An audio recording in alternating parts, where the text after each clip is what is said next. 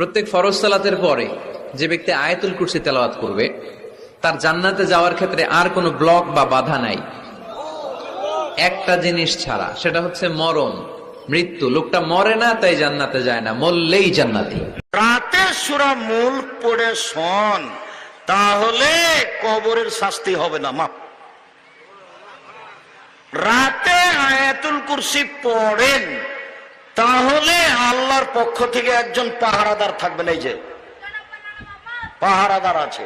কেন? আপনি কি পড়েছেন ভুলে গেছি। আরে আয়াতুল কুরসি, আয়াতুল কুরসি বুঝেন না নাকি? আয়াতুল কুরসি পড়লে আল্লাহর পক্ষ থেকে একজন ফেরেশতা কি থাকবে?